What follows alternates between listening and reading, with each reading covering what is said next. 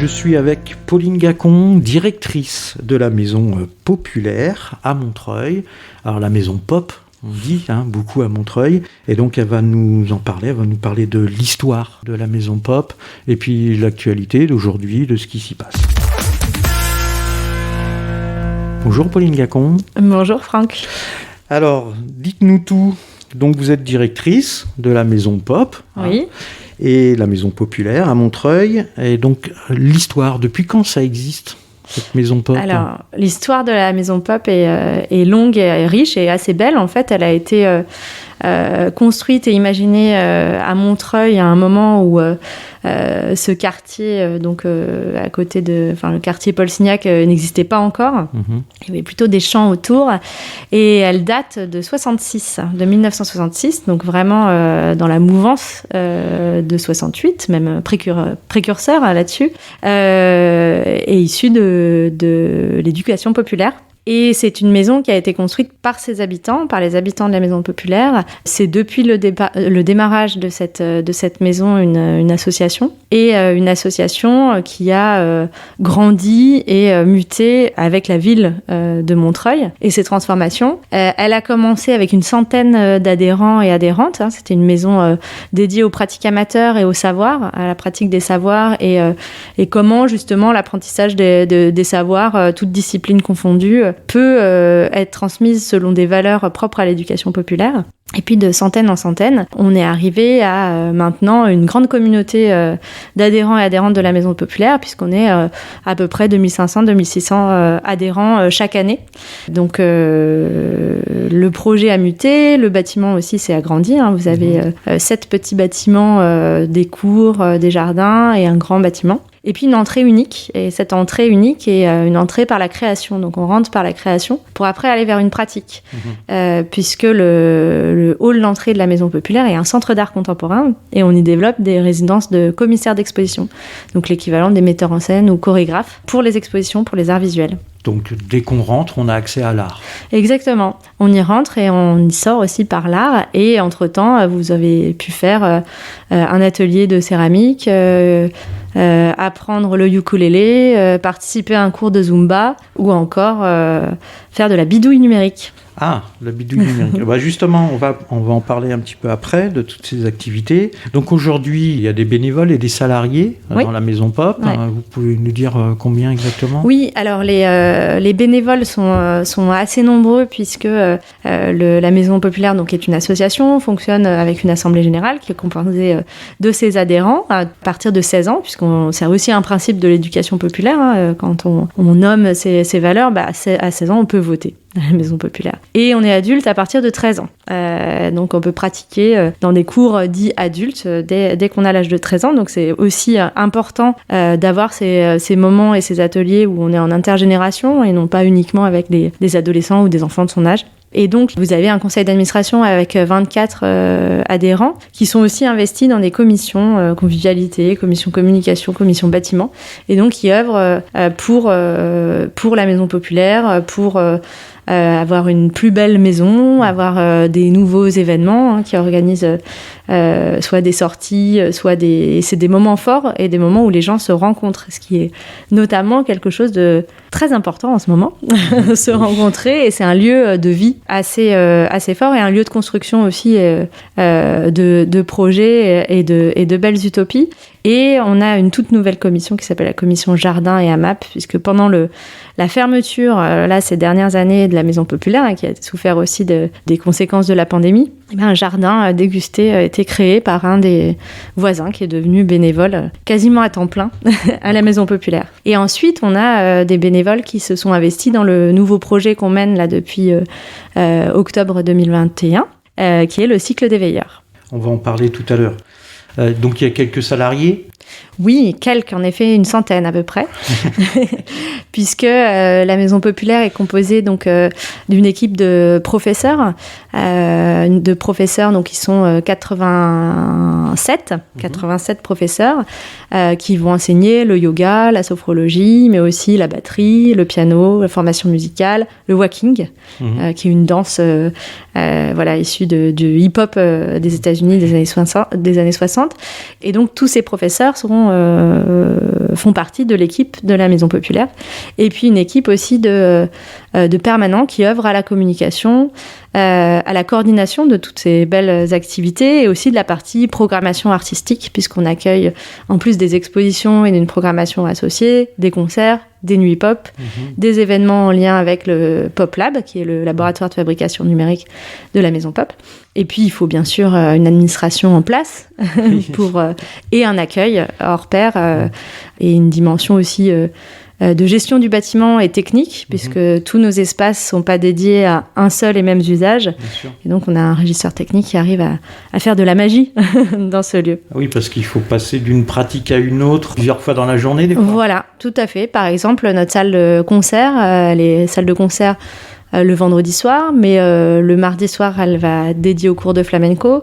Et puis pendant la journée, au moment où on n'a pas d'activité de pratique, on accompagne des artistes en résidence, des artistes musicaux émergents. Et en même temps, ça peut être aussi le lieu où on va faire des réunions ou des performances en lien avec la programmation du centre d'art. Et tout ça en une seule journée. C'est magique. Donc, les activités d'aujourd'hui, vous avez évoqué quelques activités, beaucoup de danse, de pratiques musicales, etc.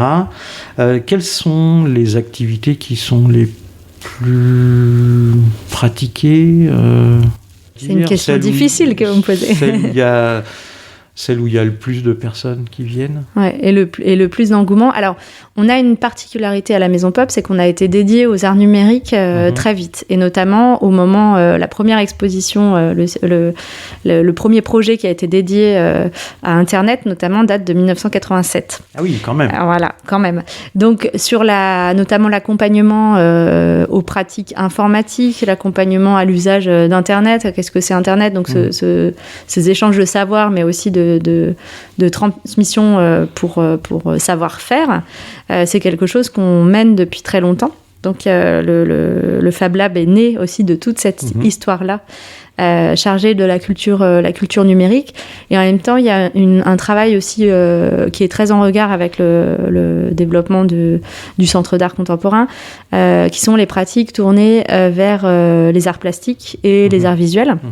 Et notamment la pratique du faire avec les mains, donc de la poterie, de la sculpture, du modelage, et que ce soit les tout jeunes comme des adultes qui peuvent commencer à la Maison Pop, mais aussi pratiquer pendant plusieurs années, puisque on a tous les niveaux et tous les types de pratiques, notamment dans la partie poterie. On peut avoir des cours de raku, mais aussi des cours de céramique, de l'impression photo sur céramique. Voilà, il y a des choses un petit peu originales qui aussi se développent. Et en même temps, on a une culture assez forte autour de la dimension du mouvement. Donc que ce soit par le sport, les arts martiaux principalement, et la danse, ainsi que les pratiques autour du yoga, de la sophrologie, mais aussi du massage shiatsu. Donc ça, c'est des choses qui sont assez fréquentées, très demandées, mais on a un secteur en plein essor qui est le secteur aussi des langues. On peut apprendre l'anglais, l'arabe, le japonais, l'espagnol. Tout ça autour d'une pratique plutôt de passer par le biais de l'art, donc de partir d'un film, d'un spectacle vu, d'un morceau de musique, pour susciter la pratique de la langue. Eh bien, ça fait beaucoup d'activités. D'ailleurs, on en parlera, comment connaître toutes ces activités tout à l'heure. Donc aujourd'hui, là, pour 2022, il y a des grands projets, et notamment qui a déjà commencé en 2021, fin 2021, c'est le cycle des veilleurs. Tout à fait. Mais le cycle des veilleurs, ça ne se passe pas à la Maison Pop. Vous avez tout à fait raison. C'est une grande et belle maison, et en même temps une maison qui, pour moi, doit rester ouverte en tout temps, et doit proposer des choses à tout moment. Voilà. Et la Maison Populaire est légendaire à Montreuil, et la légende aussi dit que les activités sont très vite complètes, ce qui n'est pas faux. Néanmoins, moi je suis arrivée à la direction de la Maison Populaire après déjà une grande histoire en 2019, en mars 2019, et j'avais cette volonté de à la fois soutenir tout l'existant, parce que c'est vraiment un vivier, un laboratoire d'émulation et de création culturelle, sportive, artistique, et d'ouvrir aussi la possibilité à des nouveaux partenariats et à des projets qui font rêver.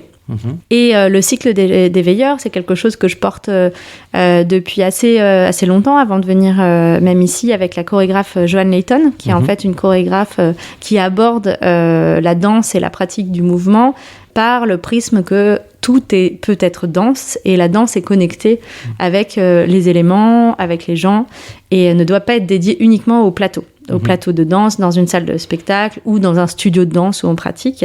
Et pour elle, c'est beaucoup plus large, ce langage chorégraphique.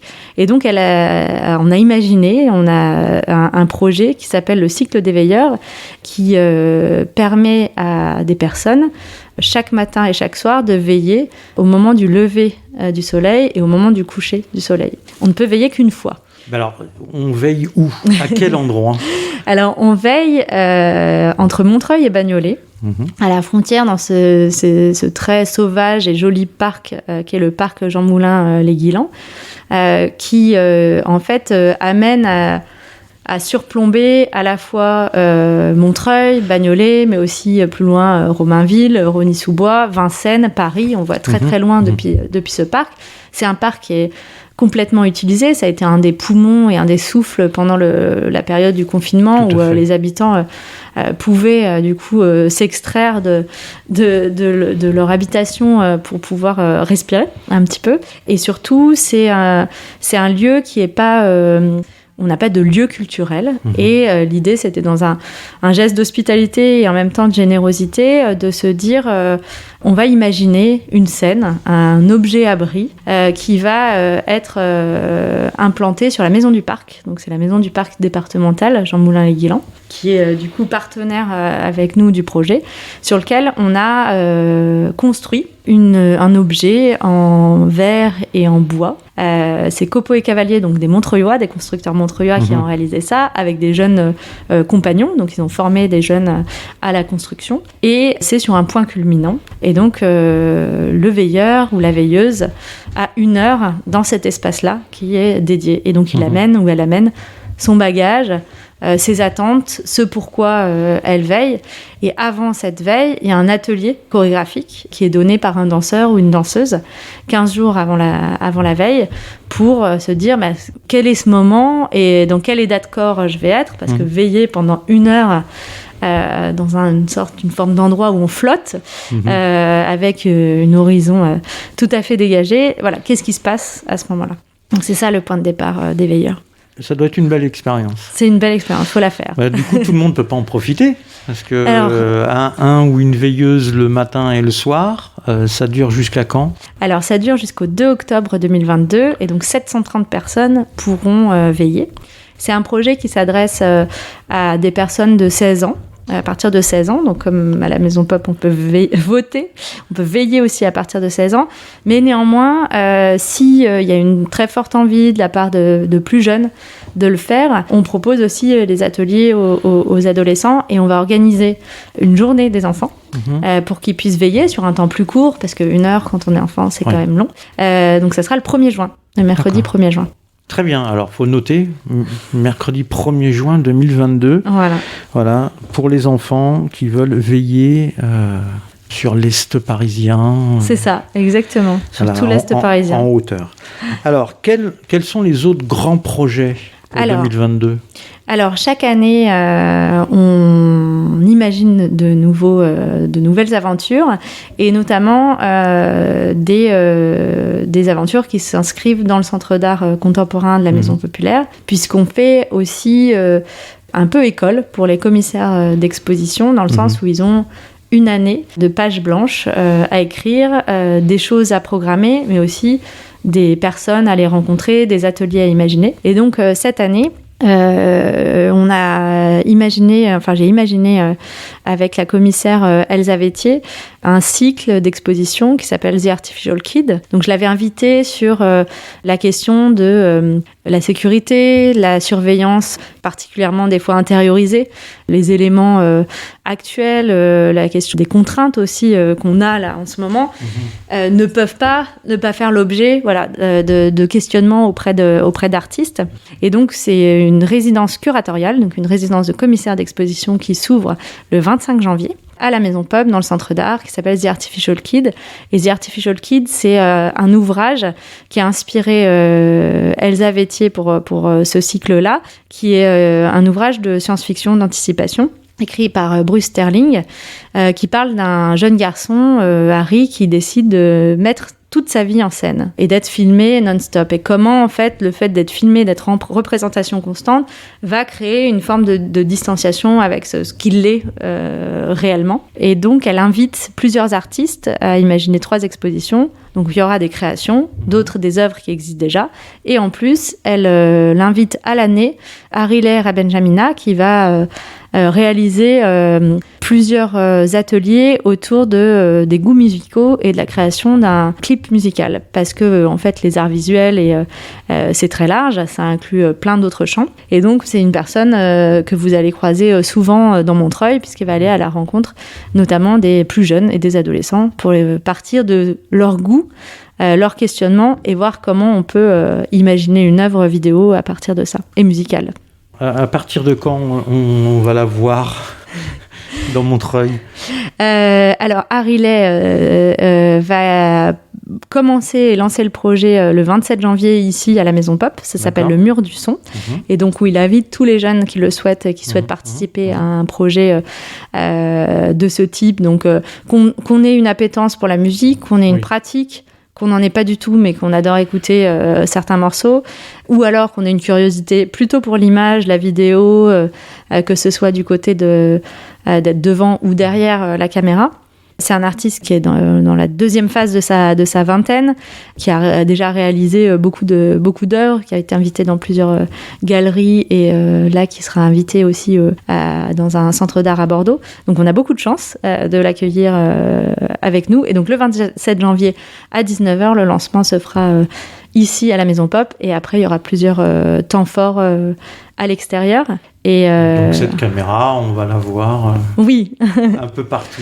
Ouais. Le langage, en tout cas, le médium, que ce soit l'image ou alors la radio, sera un peu au cœur des préoccupations de cette année, puisque Elsa Vétier a beaucoup travaillé dans la radio, donc va aussi imaginer des temps de programmation qui seront diffusés par ailleurs sur une plateforme radio qu'on va avoir et qui s'appellera The Artificial Kid sur Internet. Voilà. Ça, on en parlera un petit peu plus. Bien sûr, avec plaisir. Et puis, on va voir ce qu'on pourra faire ensemble, justement, sur cette question. Très bien, ça nous intéresse beaucoup. Plus de gens viennent au monde de la radio et plus ça nous va. Un autre grand projet, encore, ça fait quand même beaucoup, cette année. Alors, c'est important pour nous d'avoir des projets, des propositions artistiques, culturelles et sportives qui soient en écho avec toutes les pratiques qu'il y a ici. Et donc, comme on a de multiples pratiques, on essaye de travailler à ce que les artistes s'installent dans le lieu, voient les richesses aussi qu'il peut y avoir, que ce soit dans l'équipe des professeurs ou des adhérents et adhérentes. Et puis, imaginer des projets hors les murs nous permet aussi de rencontrer d'autres habitants, d'autres personnes qui ne connaissent pas forcément la Maison Pop. Parce que tout le monde ne connaît pas la Maison Populaire à Montreuil, ou tout le monde ne l'a pas fréquentée. Et c'est toujours possible de le faire à n'importe quel moment de l'année. Et donc, on invite une autre artiste qui s'appelle Randa Maroufi, qui, elle, travaille sur la question de comment on intervient dans l'espace public, donc plutôt par la photographie. Et elle s'intéresse à la question du genre.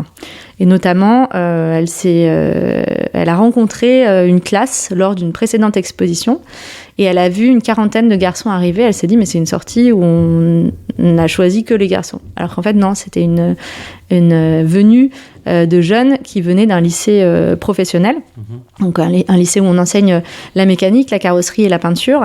Et donc un lycée, en fait, dans une filière où on est presque avec un seul et même genre, le genre masculin. Et donc, elle s'est inspirée de cette rencontre pour créer la série des Intruses et imaginer renverser les codes. Et donc là, en ce moment même, a lieu des ateliers avec cette photographe, des élèves du lycée Jean-Pierre Timbaud à Aubervilliers, donc ce fameux lycée professionnel, et des élèves du lycée Jean Jaurès de Montreuil, donc nos voisins tout proches, puisqu'on est à 50 mètres du lycée, pour renverser ces fameux codes, puisque les élèves hommes transmettent les gestes de peinture, de mécanique, de carrosserie aux élèves femmes du lycée Jean Jaurès pour un tournage qui aura lieu en février. Et ensuite, ça donnera lieu à l'impression d'un triptyque et qui seront installés dans l'espace public, parce que c'est bien des images qui sont faites pour interpeller. Eh bien, l'activité riche, je crois qu'on pourrait encore en parler longtemps, de l'activité de la Maison Pop, mais notre entretien s'arrête là. On va rappeler comment on fait pour avoir toutes ces informations, le site internet. Le site internet, donc www.maisonpop.fr, mais aussi l'accueil. La Maison Populaire est située au 9 bis rue Dombasle. Elle est ouverte du lundi au vendredi de 10h jusqu'à 21h, parfois plus, et le samedi de 9h30 à 17h30.